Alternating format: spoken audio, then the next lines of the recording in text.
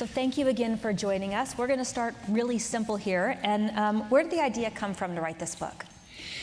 You know, this was a book years in the making, and it's a book about revolutions and what causes revolutions. It's always very easy to start a revolution. It's a little more tricky to end one. And, you know, Napoleon said a revolution is an idea that has found its bayonets.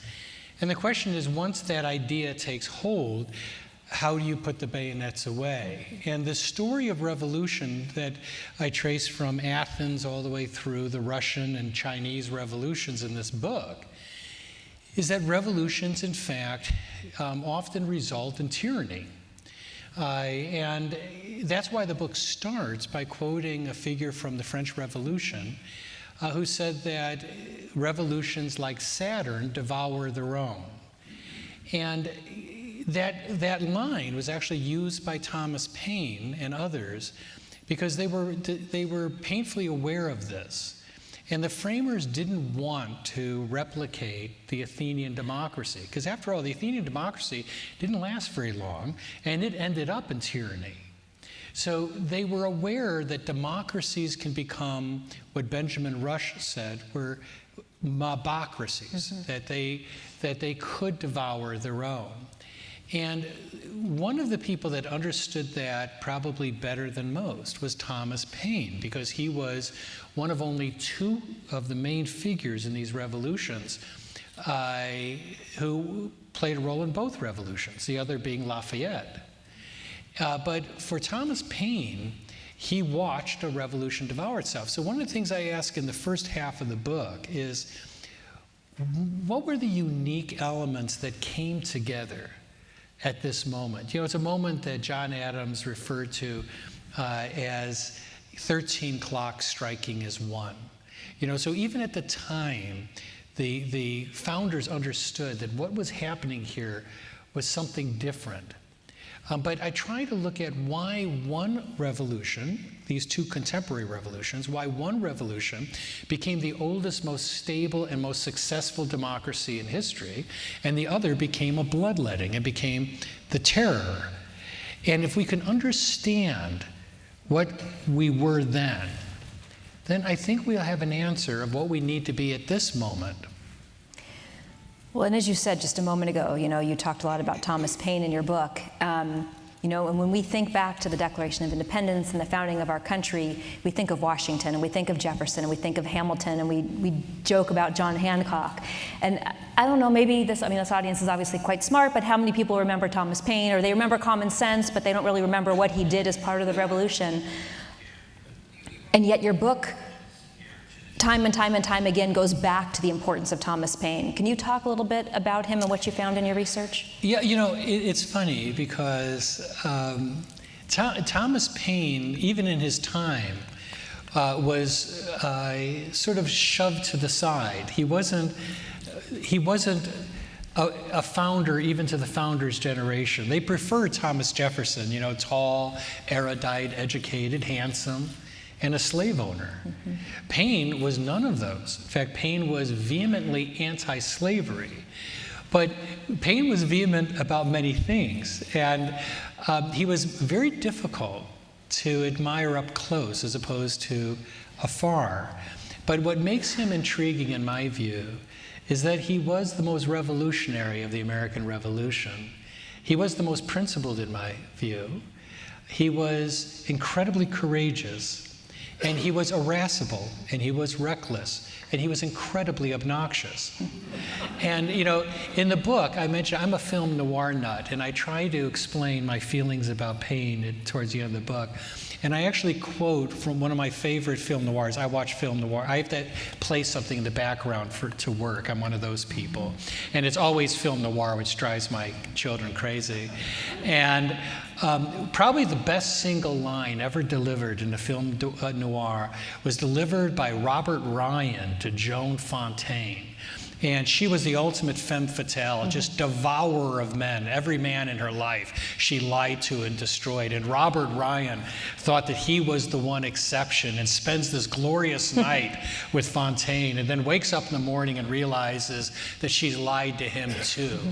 And he goes to the door and he turns to her and delivers a haymaker of a line and says, "You know, baby, I love you so much, I only wish I liked you." Yeah. And I think I feel that way about Thomas Payne. I love him so much, I only wish I liked him. Even his friends, Benjamin Franklin's daughter said it would have been so much better if he had died right after Common Sense. Now, what I mentioned in the book is she was one of his friends. So this was one of his friends who said this. I mean, he basically died alone. But he was incredibly honest. He was inexhaustibly interesting. But the other thing, I don't mean to hijack your question, but people don't understand the depth of Payne. And he was wrong about some things, but he actually realized he was wrong. He admitted that he was wrong. But Payne was a failure at everything he had done. Every business that Payne created went into bankruptcy. He was sought for debtor's prison. His marriages collapsed. He was literally fired from every job he ever held. And he got to a point where he was penniless, unkept, unpopular, and found himself standing in front of someone in London who looked at this pile of human wreckage and saw something. And that was Benjamin Franklin. And Franklin had a sort of a skill, a knack for spotting talent. But Payne may have been his greatest achievement. He met this disaster of a human being and paid for him to go to the United States. And Payne arrived 2 years before the Declaration of Independence. So this human wreck got off the boat in Philadelphia without money, without reputation, without a string of failures. And within 2 years, he would be called the penman of the American Revolution. Even John Adams, who didn't like Payne, I quote in the book how when Common Sense came out, it was anonymous. So there was speculation who wrote it. And so John Adams' wife writes him and says, people are saying it's you, that you wrote Common Sense. And John Adams, who had very few nice things to say towards the end of his life about Payne, wrote back and said, I couldn't have written that book, but I think I know who did. He said, I met a man named Thomas Payne, and he had genius in his eyes. And it was, with Franklin, it was an insight that some of these geniuses in their own right could recognize it. And he recognized it in Payne, as did Benjamin Franklin. Mm-hmm. Now, your book, in its title, is basically calls it the unfinished story, right? Where do you see that unfinished work taking us today? You know, in some ways, we were always meant to be an unfinished story. You know, people don't realize how unique the American Revolution was. We were an anomaly, a mystery, even an obsession to Europeans. They couldn't understand us because we had nothing in common. We didn't have the land in common. We didn't have culture in common. We didn't have long-standing institutions in common. We were coming from different places, and yet we formed a people and created a revolution and then a republic. And there was a wonderful writer by the name of Crèvecoeur, who was a Frenchman who wrote under the name Farmer John. He came to the United States and became a farmer. And he wrote a very popular book in Europe. And it was basically his account of who these people are. And in his book, he has a line that I quote often in Rage in the Republic. He asked, what then is this American? And this was an honest question, because our revolution was the first Enlightenment revolution. In my view, this was the first pure enlightenment. The Declaration of Independence is an Enlightenment document. It doesn't mention democracy once. It mentions liberty because of that. And so they took these ideas of the Enlightenment, this idea that human beings got certain natural rights from God, not from the government, that they belonged to human beings to be fully human. Those were Enlightenment ideas that had never been used as the basis of a republic.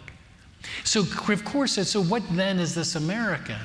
And the question you ask then is profound, because in some ways, every generation continues the story. As Benjamin Franklin said, it's a republic if you can keep it. But the question I ask in the second half of the book is whether this unique republic can survive the 21st century. Frankly, whether it can survive us. We're looking at challenges in this century that are existential. And I talk about AI and robotics, I talk about global governance, and I talk about the rise of what I call the new Jacobins. All of these things represent huge threats to this republic. And when I talk about the AI and robotics, I'm talking about economic changes the world has never seen before. We're talking about a very significant population of unemployed people. We're already seeing it. We're seeing people being laid off in large numbers. And that's going to continue. And we may have a static class of not just unemployed, but unemployable people. And then my question I ask in this book is, what does that do to a republic? Because what I say in the book is we can't have a kept population. We can't have a universal basic income where a huge percentage of our population lives off the government. It won't work, not in our republic. Because yesterday was the 250th anniversary of the publication of Adam Smith's Wealth of Nations.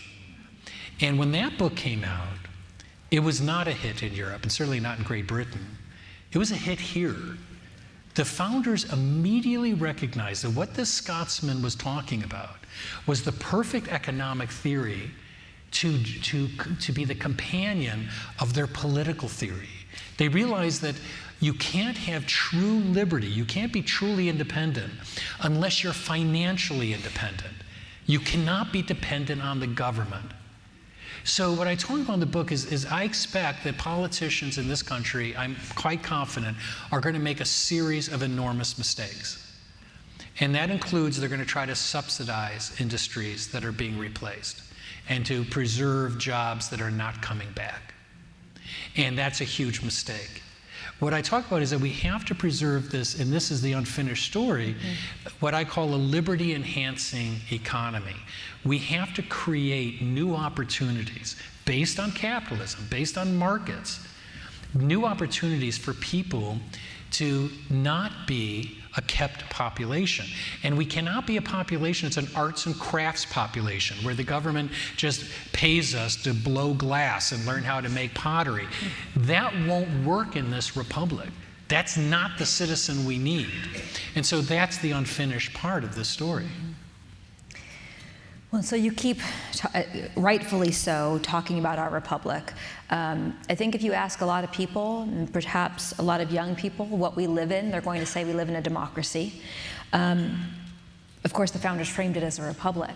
So from a constitutional and philosophical perspective, how should we understand that distinction? Is something misunderstood or lost in translation when we look at democracy versus a republic? Well, in some ways, the distinction's a precious one when you say, well, we're not a democracy and we're a republic, and people often use the terms interchangeably. But the danger is if you actually mean it, because we are not a democracy, and that's why we're here today. The framers understood that democracies were inherently unstable unless you could bring those passions that come from democratic process and funnel them into a system that would be productive, that would force compromise. And so that's the importance of two of these figures. You know, Thomas Payne was the righteous rage that this country needed. He spoke to people in a way that no one had ever spoken to them before.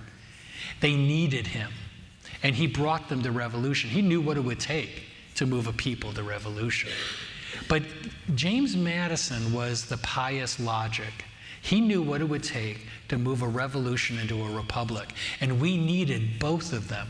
So the Constitution is really, you know, when people come to me and say, you know what, I love reading the U.S. Constitution. I know they've never read it because no one likes reading the U.S. Constitution. It's like reading the tax code. There's nothing beautiful about it. Now the French, if you read any of the French constitutions, they know how to write a constitution because they had a lot of practice because they failed so often. But this was written, the Constitution was creating a system to achieve what was promised in the Declaration of Independence. It's the Declaration of Independence that defined us as a people. It was the Constitution that created a system that would achieve those Enlightenment ideas. And Madison was brilliant about it. And he created these auxiliary precautions, as he called them, to make sure there was no concentration of authority in any one branch or any one individual. Payne was not an advocate of that. He was more of, he liked, the French and Payne liked Rousseau more than Voltaire. So Rousseau had written about the general will, and if you just liberate everyone, the general will would bring out the majesty of human beings, and it would just by its very nature be good. It was an incredibly naive idea. But so the French developed more of a direct democracy, which of course devoured itself and came damn near to killing Payne, because Payne was within 24 hours of being guillotined. The only reason Payne survived was a swinging door. That's it. He was in the Luxembourg Palace, which wasn't a prison. It was basically a clearinghouse for the guillotine. And every night they would write the number of people in a given cell to be executed that night. He was there with 3 Belgians, and they wrote 4, meaning all of them were to be guillotined that night. But because Payne was sick, the Belgians were trying to take care of him and asked to open the door. And when they did that, it opened to the inside of the cell. So when the turnkeys came that night, they never saw the number 4. Otherwise, Payne would have been executed that night. And then soon thereafter, Robespierre fell, and he was ultimately guillotined, and the terror ended. So we just looked at the difference between republic and democracy. The other words you sort of bat about in your book and compare them, the Declaration talks about unalienable rights. And in your book, you talk about how that differs from inalienable rights.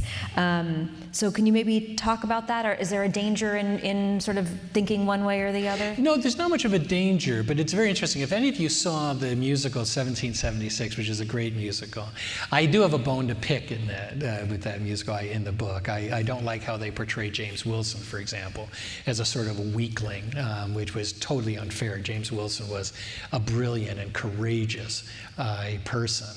But there is one scene where John Adams reads it and says, "Oh, sir, you've made an error. This needs to be,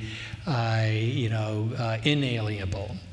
And Jefferson says, "I'm a graduate of William and Mary," and he said it's supposed to be unalienable.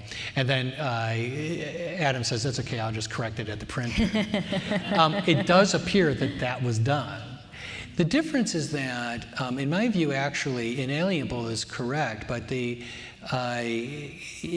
difference, even at the time, was a precious one. They were used interchangeably even at that time.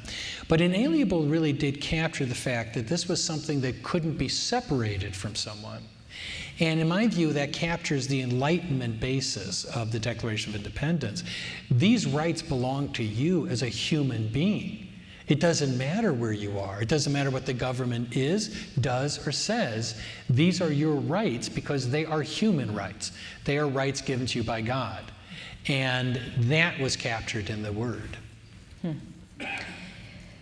So again, sort of the title of your book, but rage obviously played a role in the revolution, but so did restraint. And you used the word earlier, mobocracy. How did the founders channel public anger into a constitutional framework rather than a mob rule? You know, I write a lot about rage. My earlier book on free speech talked about rage. And we're living in an age of rage, but it's not our first. All revolutions are born in rage.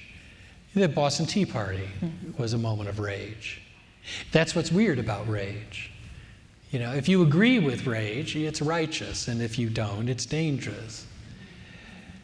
And the strange thing about rage is it gives us a license to do and say things that you would not ordinarily do or say. And we see it all around us.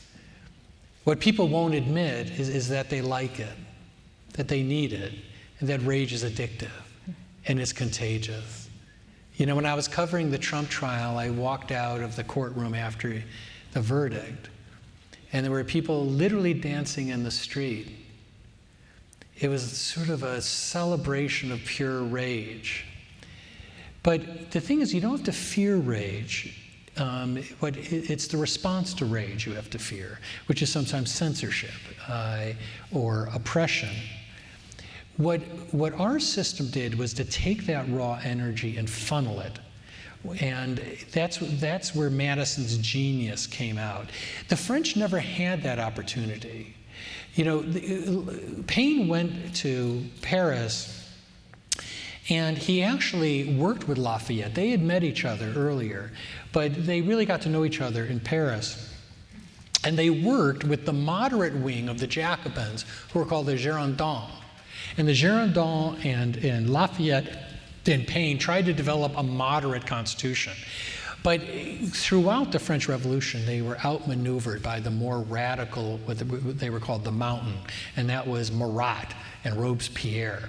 And soon the Girondins were all executed. And they lost that window of opportunity. So when they put together the French constitutions, they did it in the National Assembly.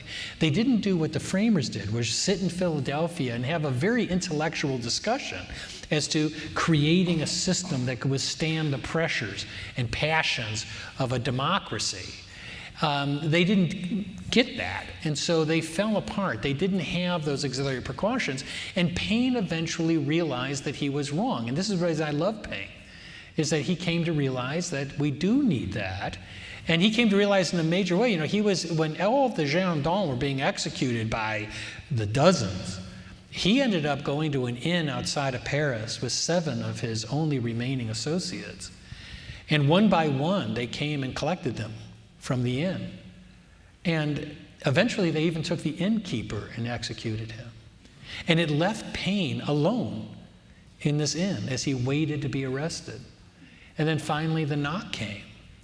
And he asked, what am I being charged with? And it was sort of a funny moment because Payne realized it didn't matter what you were charged with, not in this revolution.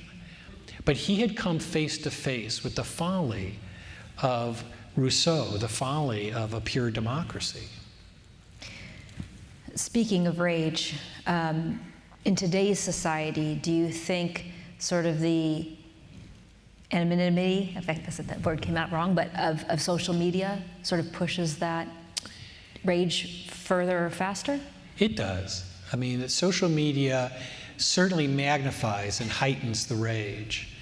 And we're not going to change that. But the greatest concern that I have are what I call the new Jacobins. And here, you know, the earlier book on free speech, I criticized people on both the left and the right for rage rhetoric and fueling this rage addiction in our country. This book criticizes more the left, and it's only because the people who are calling for changing the Constitution is largely coming from the left today. That's the only reason. And I wanted to address those changes because you have people like Erwin Chemerinsky, dean at Berkeley, who just wrote a book that no constitution lasts forever and how the U.S. Constitution is outdated. You've got a number of law professors, some of whom I've debated, who say that the U.S. Constitution is now a threat to liberty and we have to get rid of it. One of my colleagues wants to amend the First Amendment because she says it's aggressively individualistic, which is pretty funny because that's exactly what it's supposed to be.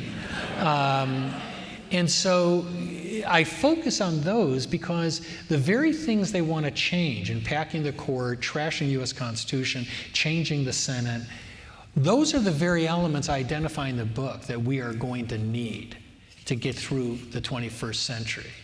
I believe that we have a system, we have a republic that not only can survive, but can thrive in the 21st century. Because our system, you know, I once testified in Congress, and a member said, you know, Professor, I know you're going to tell us about James Madison and all the framers and all that, but what you don't understand is people today talk like they want to kill each other. And I said, Congressman, back then they were actually trying to kill each other. Okay? That's what the Alien and Sedition Acts were. So don't give me this conceit that your problems are insurmountable, so you're going to do away with the Constitution. Our Constitution wasn't just written for bad times, it was written in bad times, like the ones we're having today. It's designed for these times. It's designed for changes in the economy.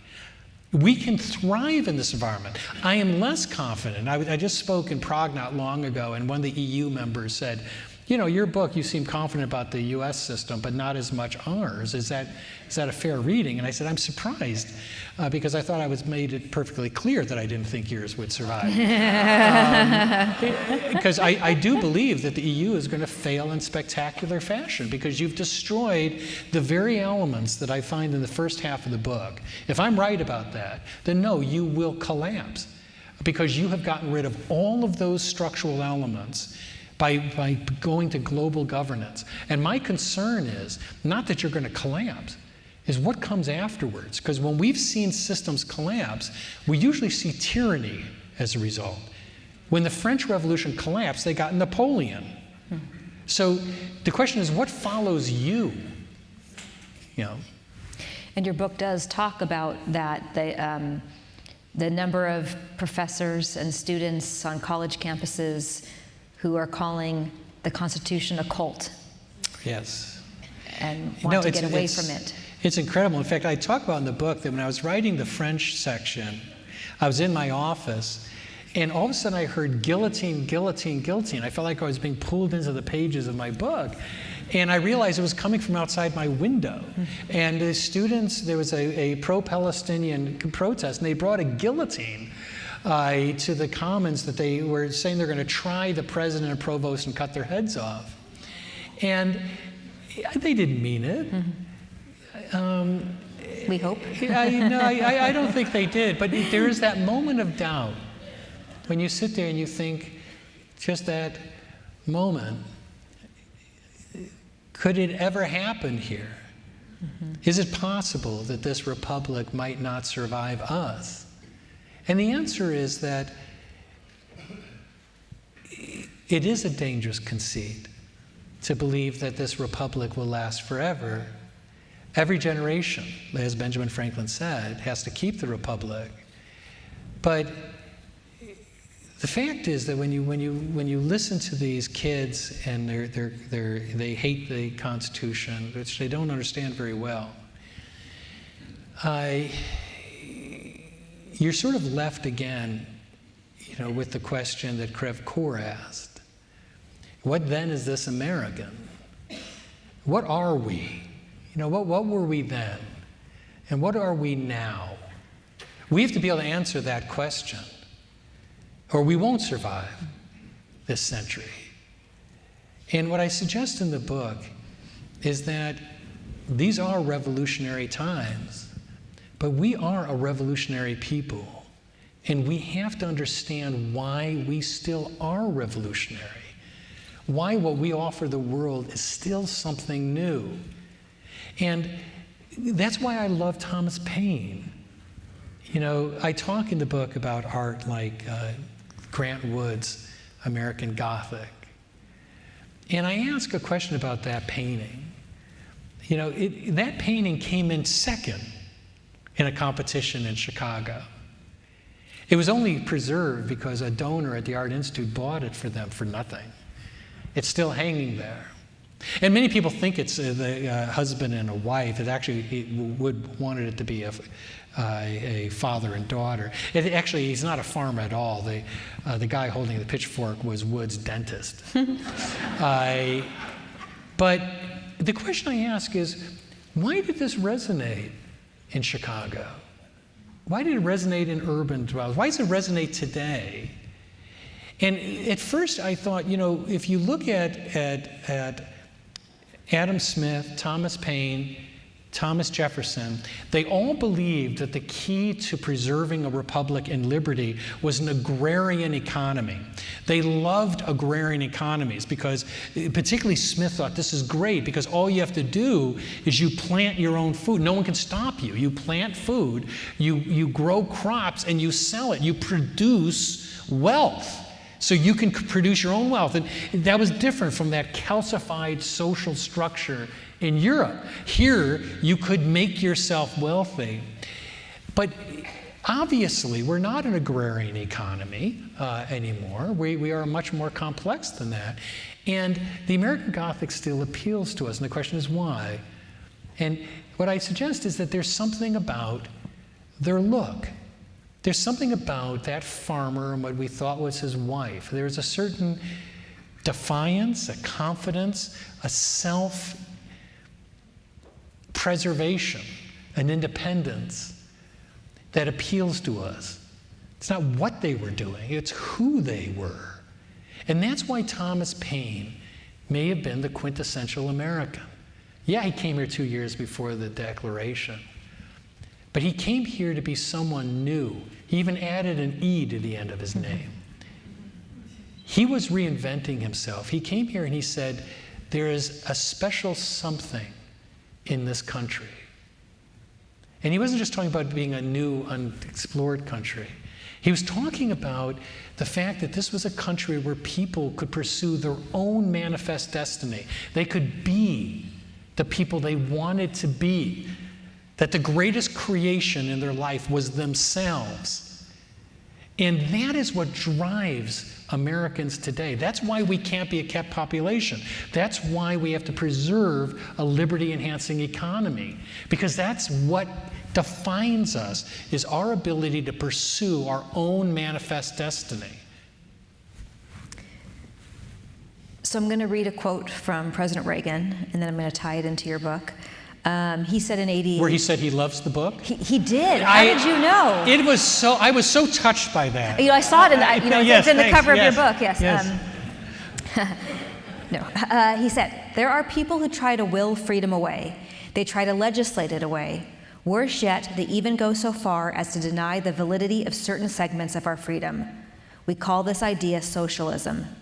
Socialists believe humankind would be better off without economic freedom, and so they seek to replace it with rules and regulations.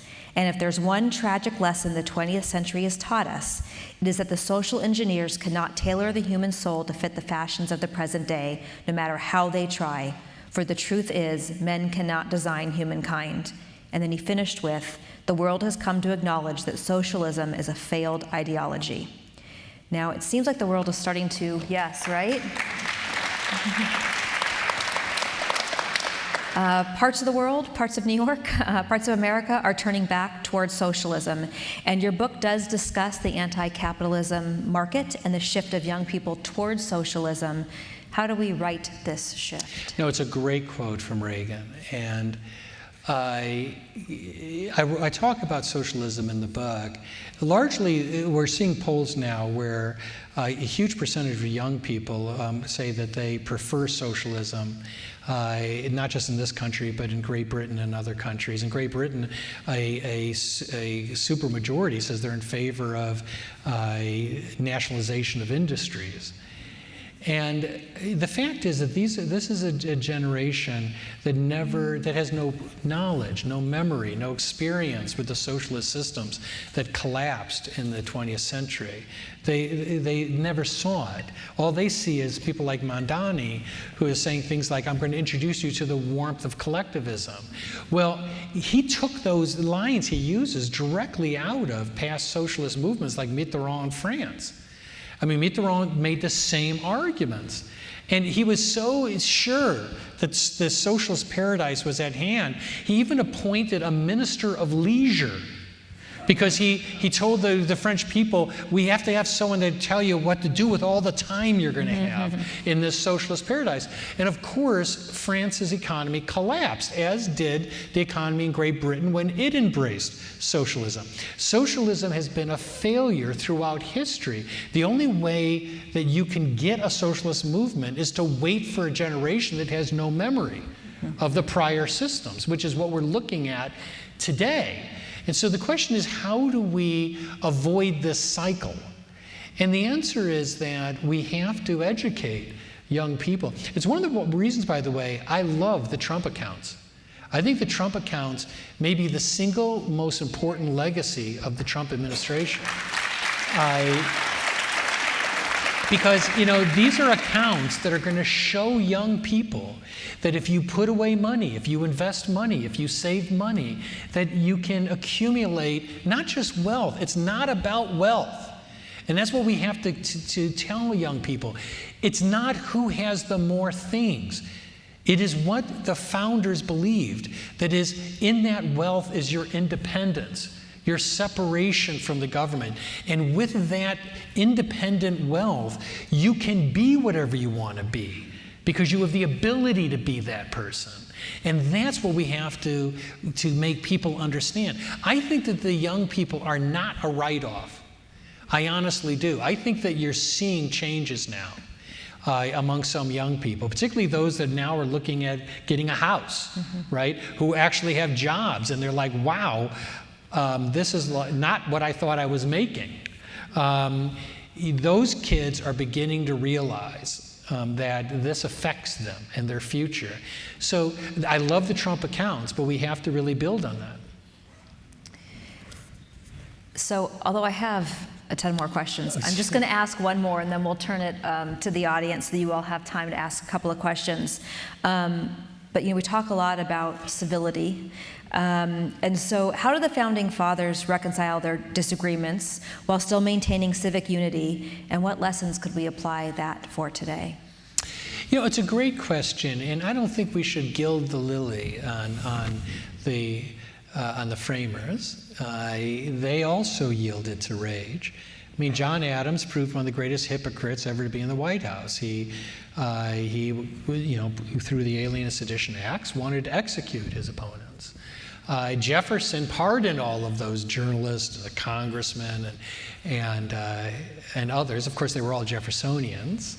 And then Jefferson himself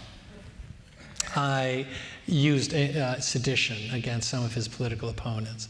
So they were not perfect. This is where my students are going to chuckle because they know what's going to happen next. But the one person that did understand this was James Madison. And he wrote a wonderful piece in 1800 that was a criticism of sedition prosecutions. I'm a big critic of the crime of sedition. I think that it should be taken off our books, as did Madison. Sedition is, the funny thing about sedition is it's the direct import of Great Britain. What's in the First Amendment is the most unique American part of our constitutional system. So much of our constitutional system came from Great Britain. The framers liked the English system. They just didn't like what it did. But the only thing that is the quintessential American product is what's in the First Amendment. There was no precedent for that. The British never did support free speech. They still don't. And that shocked people. It sort of came out of the head of Zeus. And Madison understood that, and he wrote this piece, and there's one line that I talk about where he says, he refers to sedition prosecutions as a monster. And he's right. It's a monster. It's a monster that when we are really afraid or we're really angry, we unleash it on our friends, our neighbors, our opponents. We unleash it through censorship. We unleash it through sedition prosecutions. It's a moment of weakness that comes with rage. But we also, as critical as I've just been with the framers, they gave us something that is the greatest gift ever given to a people. They gave us a system that was better than we are as individuals. but it requires a leap of faith in each other.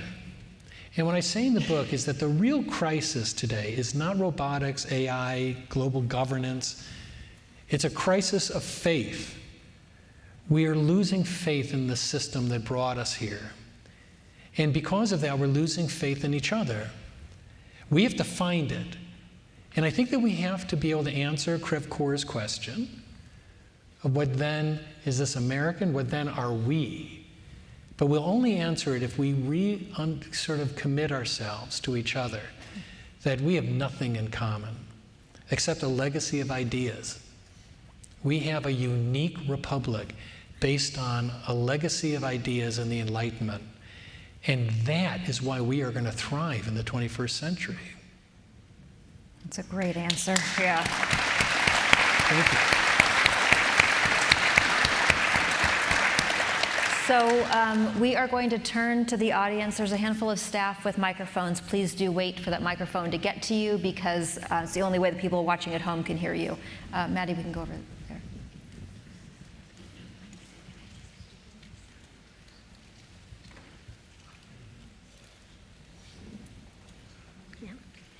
Hi, Jonathan. I greatly admire you. Oh, thanks. And the other day I was listening to a program, and Mike Pence was being interviewed.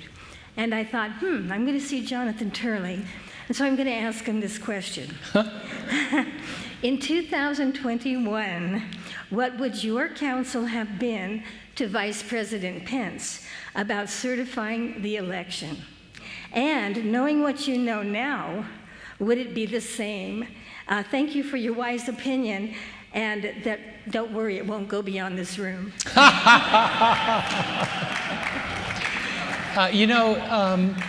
I was covering that day of January 6th. I thought that Pence was right on the law, that the law did not give him the ability to not certify that election. And I think that for that reason, he was right about that. I also believe that President Trump had a constitutional right to give the speech that he did. And I've written a lot how I believe that speech was entirely protected under the First Amendment. And unfortunately, because of this age of rage, we often want these questions to come out a certain way to achieve our desires. It is possible that both sides can be right, and that both sides can be partially wrong. And that was the great tragedy of January 6th. That was a desecration of our constitutional system. What happened there was a shame. But I had this debate with a Harvard professor recently, and he kept on referring to January 6th in our debate as an insurrection, which it was not. And the next day, actually, after January 6th, I wrote a column, and I was critical of some of Trump's remarks. But I said, this isn't an insurrection, it's a riot. It's a protest that got out of control, and it became a riot. But one of the things that I said to Professor Clareman, who keeps on pointing to January 6th as proof that our constitutional system is now broken and has to be replaced, is that we survived that day. Congress came back and they certified the president. And we survived, and the court system survived. Now, you might not agree with the outcome or what the court did, but it was another stress test that shows that the system works. And I don't view January 6th as a tragedy in terms of the constitutional system. We're not having a constitutional crisis. The Constitution worked just fine. That's why this is a crisis of faith.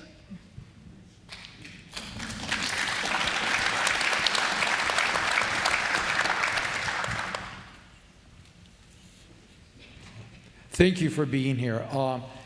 The quandary to me, and this is a huge question, the Democrats say, or the left, when they get in power, they will remove the filibuster.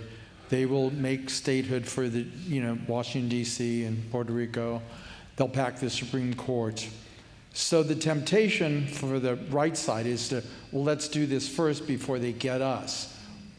What do we do? How do we follow through? What do we say to that? Yeah, it's a very tough question. The Republican senators do not want to give up the filibuster because they believe they may lose the Senate.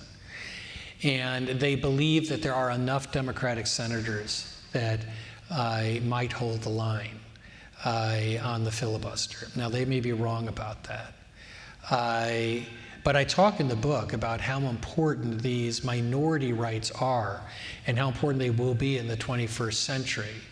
And it's notable that that Harvard professor I had a debate with, he wrote that he had this list of all the constitutional changes that they want to create, including packing the Supreme Court, and all of the things you mentioned about expanding the number of states. There's a Yale professor who believes that they can change the Senate without even a constitutional amendment and just allow for more seats to be given to urban states. But Claremont said the key to this is we have to get control of the Supreme Court or none of this will be allowed. And it was a very telling statement because it was sort of acknowledging these are all unconstitutional things. And so you need to get the court to say they're constitutional in order for it to be achieved. That's why if you listen to what people have been saying, a lot of Democrats from James Carville to others, they say that as soon as they take power, they will pack the Supreme Court because you have to. The whole litany of constitutional and structural changes they're talking about, you need to get the Supreme Court out of the way. And the only way you can do that is to pack it.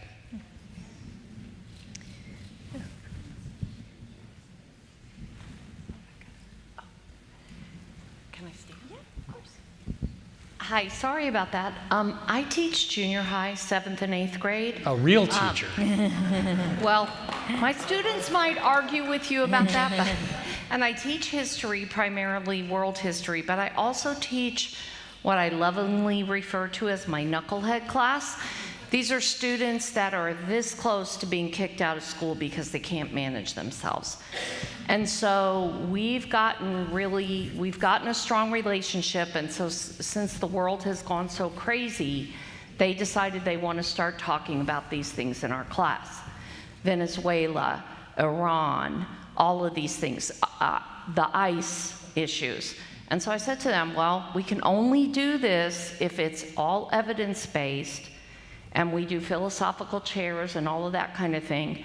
I just want to know if you can suggest any kind of reading or an author to me that would be wish good I for could these think kids. of something.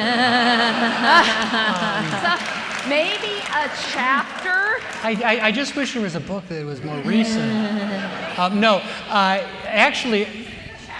Actually there is. You should tell them about Thomas Payne. Because he barely made it through school. He was uneducated. In fact, he was self-educated. He was brilliant. Payne only learned about the Enlightenment, many people don't realize this, because he was a pirate. Payne was a corset maker. His father was a corset maker. He hated making corsets. They were called stay makers. And he didn't want to be a corset maker. It was incredibly boring. And by the way, corsets were going out of style. You're welcome. And so it was sort of a buggy whip industry. And so he went to London and decided he didn't want to be a stay maker. And he saw an advertisement for a privateer, which was basically a legal pirate. And the advertisement was put in the paper by Captain Death. That was his name. And saying all able-bodied young men who seek adventure. And he was one of them. And the interesting thing is his father was looking for him. And it turns out that corset makers had this incredible intelligence network. That apparently they were like the early CIA. Mm-hmm.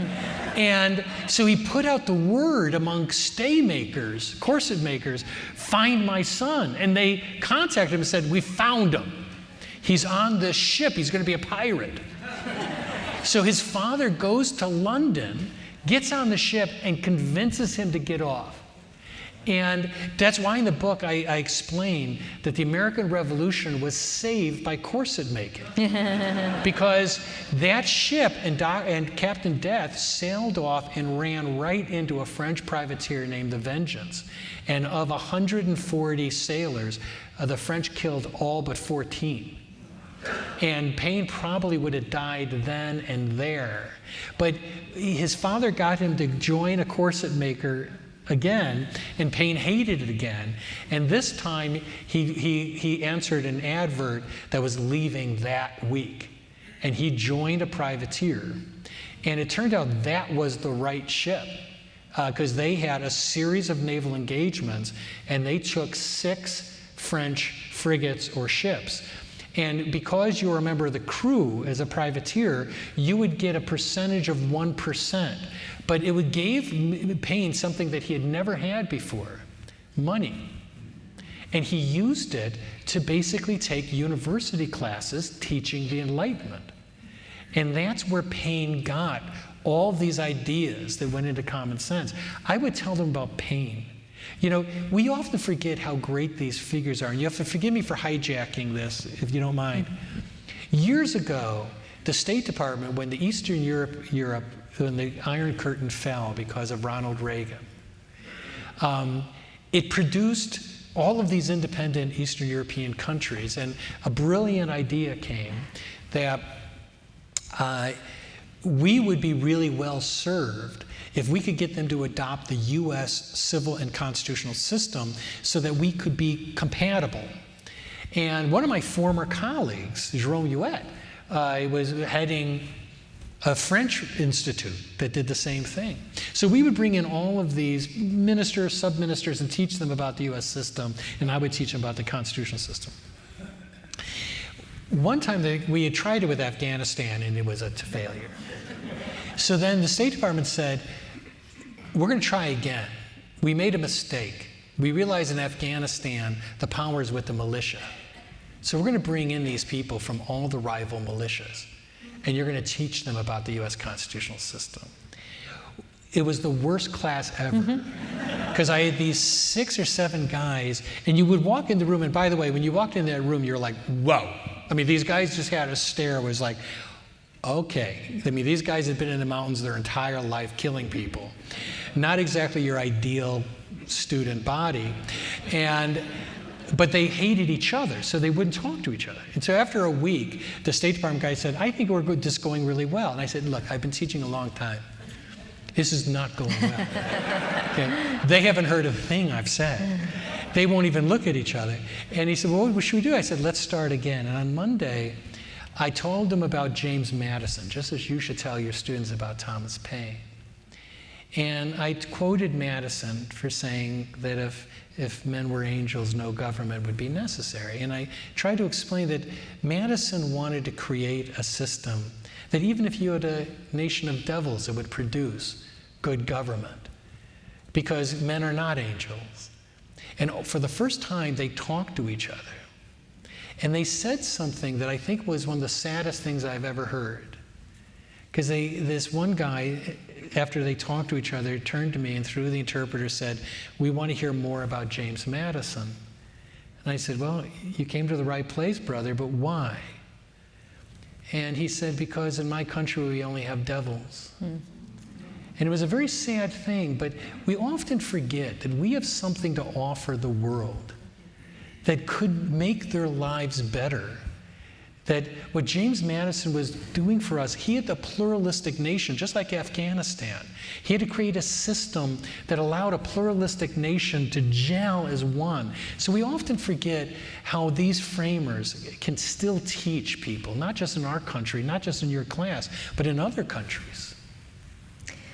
So I know there are a zillion hands up. We are at time, so we will take one final question, and we'll go to, here, Maddie wins. Thank you, Professor Turley. I just have a quick question. Because there's a rot in our institutions, how do you rein in the lower courts from causing the havoc they have been causing? Everything in this last year? You know, the fact is the system is working. It's not working as fast as people would want. But district court judges have been reversed around the country for imposing national injunctions. And we just had a ruling from the United States Court of Appeals for the Seventh Circuit, which is a fairly liberal circuit. And they delivered a haymaker to a district judge in Chicago that was enjoining the government in terms of their enforcement of federal law. And the Seventh Circuit said, you cannot run the executive branch, and reversed her. And what was interesting is that case, what's interesting is that case was technically moot because the challengers did not want the Seventh Circuit to review it. Neither did this judge. And so they moved to dismiss their own case. And the Seventh Circuit said, no. They said, we're going to dismiss your case, but we're going to issue an opinion that says what you did was unconstitutional. And you cannot be the executive government. And so you're beginning to see these opinions coming out. It is correcting itself. It's not that this system is necessarily fast, but it tends to be corrective in the end. And that's the reason we have to talk to our neighbors, that they shouldn't lose faith. That, this system has been time and pressure tested for 250 years. We've gone through things that have reduced other countries to a fine pumice, and we're still here. There has to be a reason for that. And maybe if we can answer what that reason is, we'll be here for another 250 years. Well, that's a great way to end this.